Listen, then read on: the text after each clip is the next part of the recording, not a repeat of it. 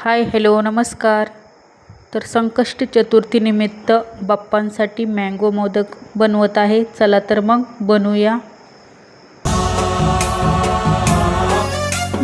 गणनायकाय गणदैवताय गणाध्यक्षाय धीमहि गुणशरीराय गुणमण्डिताय गुणेशानाय धीमहि गुणातीताय गुणाधीशाय गुणप्रविष्टाय धीमहि एकदन्ताय वक्रतुण्डाय गौरीतनयाय धीमहि गजेशानाय भालचन्द्राय श्रीगणेशाय